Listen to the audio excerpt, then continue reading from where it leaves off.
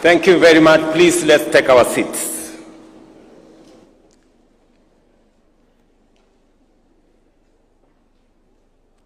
Your Excellencies, honorable members, ladies and gentlemen,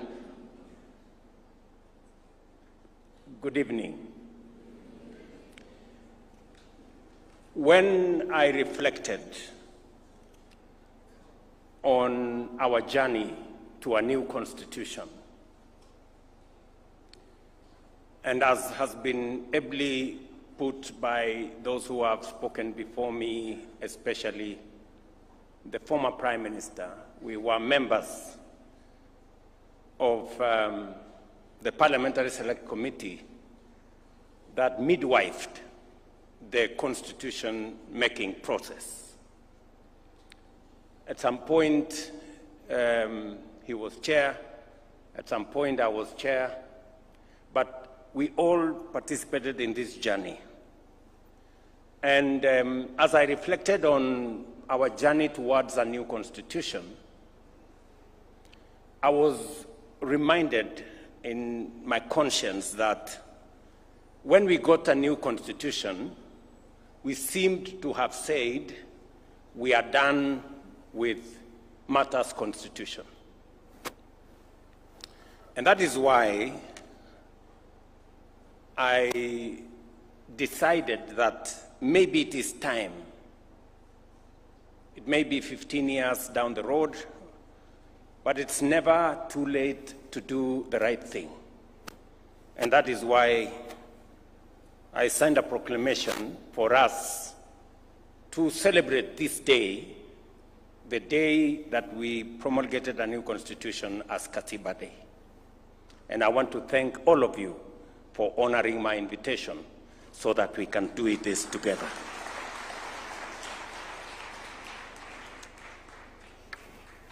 As I reflected on how this should be done, I also was informed by the journey. What we discussed during the constitution-making process is that we had too many holidays. That was actually one of the problems we had, and that is why there was an attempt by the new constitution to consolidate national holidays, that there were too many. And so, it was the reason why I also thought, in the spirit of this constitution, we should not make this a national holiday where there is no work. And partly why I thought maybe we should have this occasion in the afternoon so that people can work in the morning. It was my thinking. But maybe we can refine that as we go forward. But the Constitution of Kenya 2010 was born out of people's deepest desire for justice, inclusivity, and dignity. We longed for a country where power belongs to the people, where no Kenyan is left behind, and where rights and freedoms are guaranteed for all. Today, on the 15th anniversary of the enactment of the Constitution, we celebrate Katiba Day to honor the covenant and to renew our fidelity to its vision. This Constitution is acclaimed across the world as one of the most progressive and transformative. It is our solemn duty to preserve it, protect it, and to ensure its full implementation. Ladies and gentlemen, our Constitution was born out of hard and painful lessons. The tragic events, for example, of 2007-2008 remind us how far our nation could descend when institutions fail, when resources are hoarded by a few, and when divisions are cynically exploited. From that moment of crisis, we made a solemn resolve: never again. Never again would Kenya be brought to the brink of collapse by impunity and injustice. For we knew that we, as a people, deserved better, and our country demanded better. Katiba 2010 became our national testimony, our solemn vow to build a free, democratic, inclusive, and united Kenya. Over the past 15 years, we have walked that journey. We have injected life into this great chapter. Fellow Kenyans, as stipulated in Article 174, devolution has come alive. It has fostered equity by distributing resources fairly and addressing historical imbalances. Many have been mentioned. Matters to do with health. Many counties, for the first time, had doctors in facilities. We've been told about the first cesarean session done in Mandera County for the first time under devolution, and many, many testimonies could follow. Since the birth of devolution 12 years ago, the national government has transferred a total of 4 trillion to counties. Today, every corner of Kenya has a functional county government, closer to the people than ever before. From our first day in office, I affirmed that devolution would not merely be a constitutional provision, but the crown jewel of our democratic governance. I pledged to accelerate the full transfer of all outstanding devolved functions as assigned in the 4th schedule of our Constitution, together with the requisite resources. This commitment was formalized during the 11th National and County Government Coordination Summit in Nairobi on the 16th of December 2024. Today, all 14 devolved functions have been conclusively delineated, unbundled, and formally gazetted, eliminating long-standing ambiguities that hampered service delivery and fueled intergovernmental disputes. To further underscore this commitment, 2 weeks ago, I signed into law 2 landmark pieces of legislation: the County Public Finance Law Amendment Act of 2023 and the County Allocation of Revenue Act 2025. In line with Article 217 of the Constitution, these laws reinforce the principle of equitable revenue sharing among counties, guarantees fairness in the distribution of national resources, and empowers county assemblies to play their rightful role and clearly define the respective mandates of both national and county governments. Under my leadership, the national government is committed to support devolution by ensuring timely disbursement of funds and steadily increasing allocation to counties. Under the Division of Revenue Act 2025, we have allocated an unprecedented 415 billion to counties. As chairman of the Council of Governors, FCPA Ahmed Abdullahi has affirmed nearly 30 billion shillings more than last year's 387 billion. I know that my good friend Abdullahi has urged that we should enhance allocation to counties, and I have committed that we will continuously do that. But I also want to ask for the assistance of my county government leaders, the governors. The job of mobilizing resources is a very difficult job.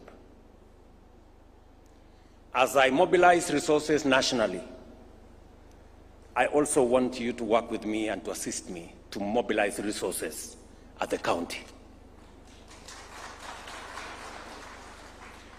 Don't leave the business of mobilizing resources to me, because in the process of trying to mobilize resources so that I can transfer more to the counties, I have acquired names, including Sakayo, and you know it.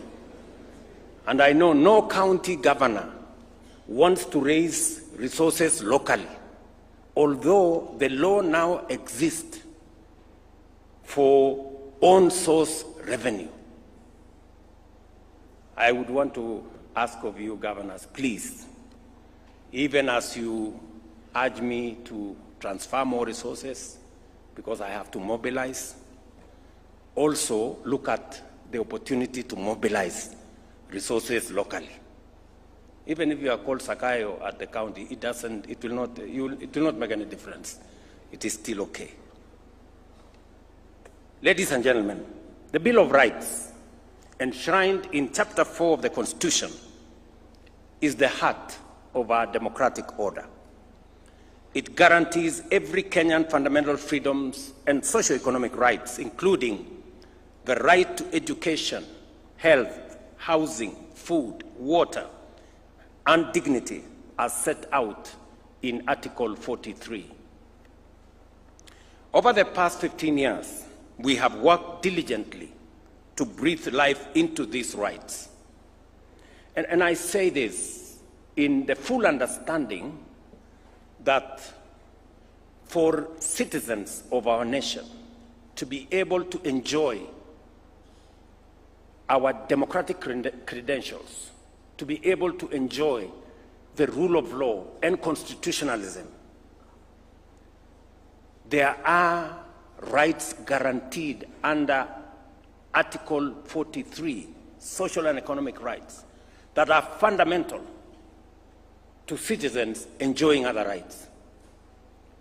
A Sikh, ignorant, uneducated, homeless, hungry citizen is very difficult to enjoy democracy, human rights, rule of law, because their status is undermined, and therefore it becomes fundamentally important for us to make sure these social and economic rights do not continue to be a privilege for those who can afford. They should be a right for every citizen, because that is what the Constitution says. And therefore, I want to ask all of us as leaders in the executive, in the legislature, in the judiciary, that as we exercise the authority that we've been given by the Constitution, let us keep the people, the rights of the people at the center, so that we do not undermine their right to housing. We do not undermine their right to health. We do not undermine their right to education. And that all our acts work in concert to facilitate the attainment of those rights by the people of Kenya. We have worked diligently to breathe, as I said, life into these rights. Free primary and day education has opened doors to opportunities for millions of children from every corner of our nation. We have successfully transitioned to the competence-based education and training system, making our education more relevant, practical, and aligned with the demands of the 21st century. Our student-centered funding model is expanding access for learners while securing the sustainability of our universities. By January next year, we will have recruited a record 100,000 new teachers in just 3 years, a significant achievement that has strengthened our education system and improved learning outcomes across the country. This is in addition to the construction of 23,000 classrooms that has been done in collaboration with our members of parliament using the NGCDF. Fellow Kenyans, our affordable housing program is delivering safe and decent homes to families across the country, affirming that shelter is not a privilege for a few, but a constitutional entitlement for every Kenyan. Today, over 160,000 housing units are under construction, each one providing not only a roof over a family's head, but also creating thousands of jobs for our young people, artisans, and professionals. As I committed, we will be handing over the next 5,000 units right here in Nairobi, as we do it in other counties this month. On universal health coverage, we are ensuring that illness no longer drives families into poverty, and that access to quality health care is upheld as a right of every citizen. Despite the inevitable challenges of transition, which are being systematically addressed, the progress is demonstrable and undeniable.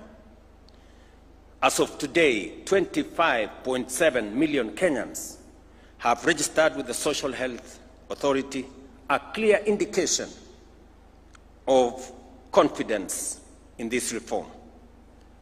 Through SHA, we are delivering healthcare to millions of Kenyans in direct, practical, and impactful ways. I must commend the county governments for working in partnership for us to deliver on this commitment to the people of Kenya. Ladies and gentlemen, our independent constitution established under Chapter 15 of the Constitution are the pillars that safeguard the sovereignty of the people. The judiciary, parliament, and constitutional commissions operate independently to ensure justice is served, resources are protected, and leadership remains accountable. Yet while independent, they are also interdependent, bound together by the shared duty to uphold the Constitution and serve the public good. Parliament relies on reports from oversight agencies. The judiciary requires laws passed by Parliament, and the executive depends on checks and guidance of all institutions to deliver effectively. This balance of independence and interdependence is the genius of our constitutional design. No arm of government, no office, and no commission can claim supremacy because they are all answerable to the people. In this way, our institutions work not in competition, but in complementarity to protect democracy, entrench accountability, and advance the aspirations of every Kenyan. Fellow patriots, our national values set out in Article 10 of the Constitution are not only a key pillar of our constitutional order, but also the very foundation of our stability as a nation. They remind us that Kenya must always be anchored in patriotism, national unity, democracy, participation of the people, human dignity, equity, social justice, equality, non-discrimination, integrity, transparency, and accountability. Today, on this Katiba Day, as we renew our commitment to the ideals of the Constitution, we must ask ourselves honest, candid questions. Are we truly patriotic? Are we living with integrity, both in public and private? Are we inclusive leaving no one behind? Are we accountable to one another and to our institutions and to future generations? Corruption is a serious threat to our progress as a nation. It undermines our constitution, weakens our institutions, and erodes the well-being of every Kenyan. It is a fact that corruption exists in all arms of government and poses a serious challenge. The executive, the legislature, and the judiciary, and each must confront this menace with honesty and resolve. I have always reiterated my resolve to serve as a responsible steward of public resources. We have digitized and automated government services to seal loopholes and eliminate the opportunities for corruption. Today, Kenyans can access over 22,000 services on e-Citizen, up from 325. The results are evident. Revenue collection has risen dramatically to over 1 billion shillings every day, translating to more than 500 billion annually. Yet I admit there is still much more to be done to combat corruption within the executive. Corruption must be chased down every alley, every corridor, and every corner of the executive by every well-meaning official and citizen whenever it is spotted. I, William Ruto, President of Kenya, fully support the rigorous and expeditious prosecution of any corruption case backed by evidence. This is the only way to restore trust, uphold the Constitution, and assure Kenyans that no office, no title, and no individual is above the law. Parliament, too, must rise to its duty by passing laws that entrench transparency and close avenues for abuse. I commend Parliament for passing the Conflict of Interest Bill, now law, which I have signed. This law strengthens ethical standards and closes loopholes that allowed abuse of office. But as Parliament performs oversight and demands accountability from others, it must also remain accountable to the people of Kenya. This calls for a candid and honest conversation within Parliament. Shall members be counted among those who demand and enforce accountability, or among those who undermine the Constitution by entrenching corruption and impunity?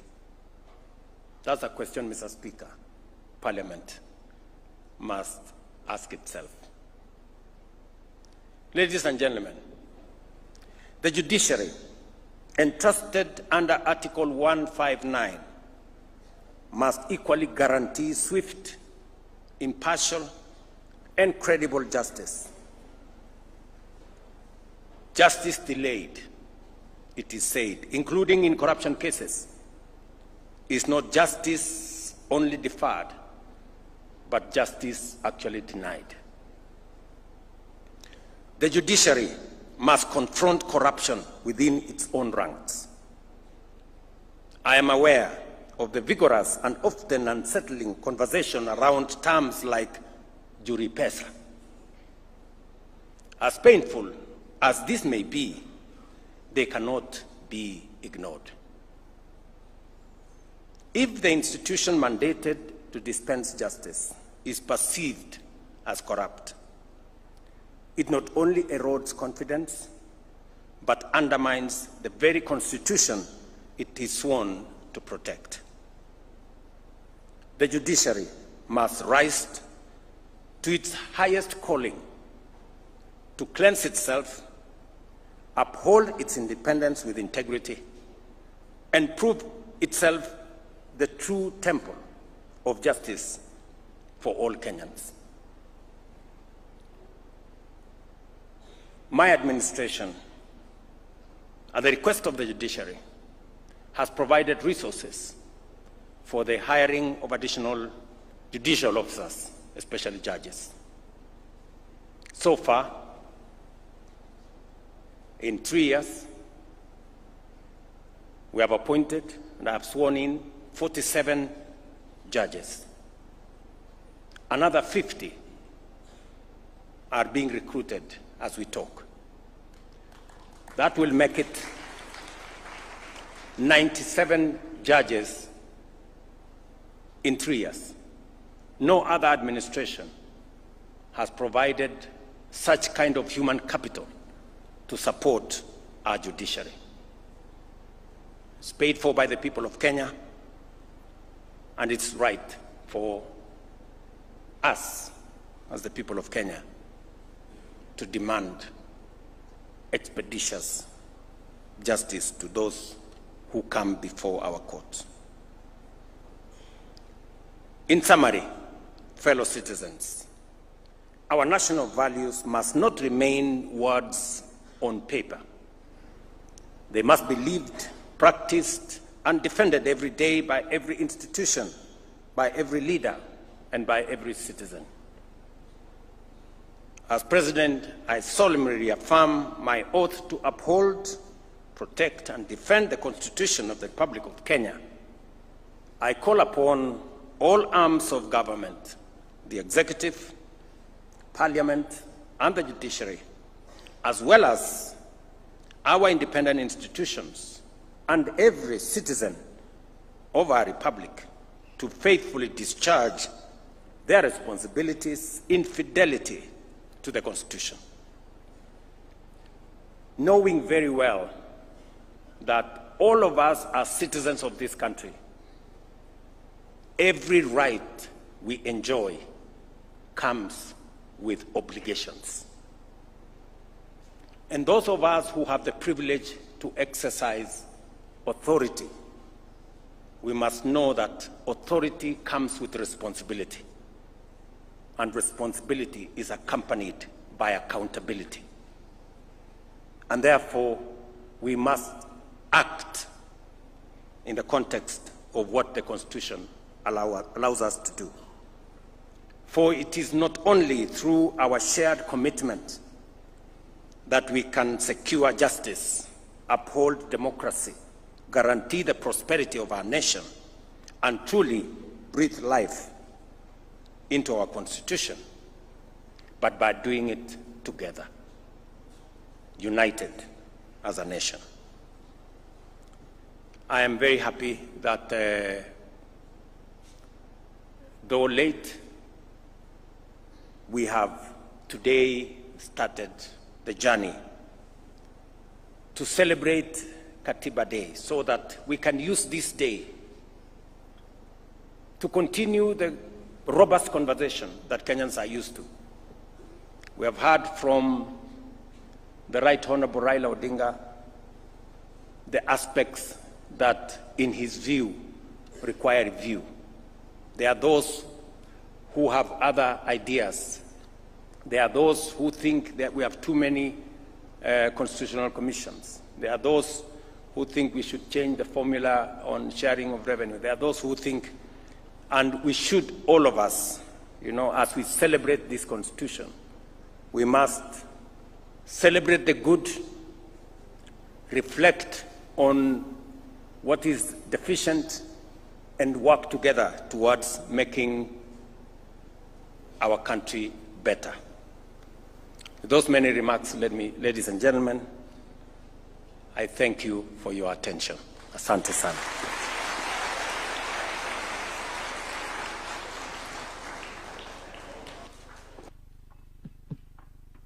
Of applause for His Excellency. One more time, thank you very much, Your Excellency.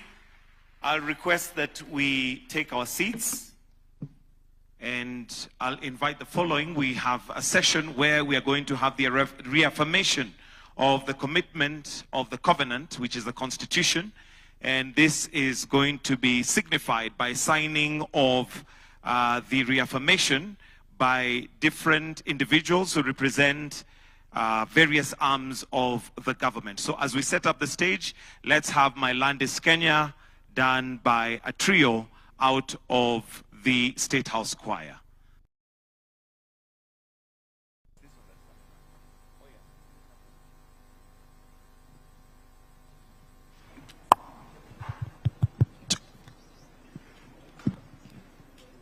My Land is Kenya.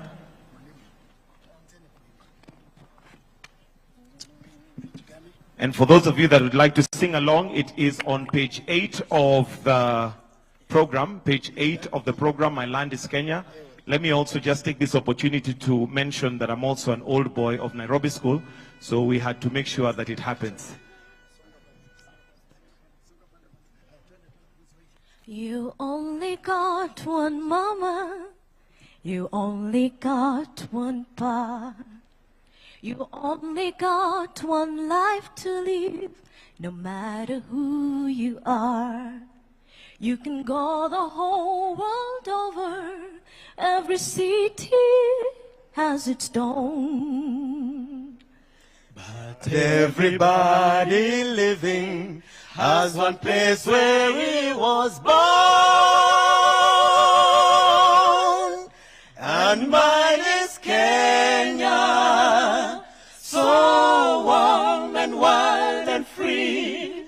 You will always stay with me here in my heart. My land is Kenya, right from the highlands to the sea. You will always stay with me here in my heart, here in my heart.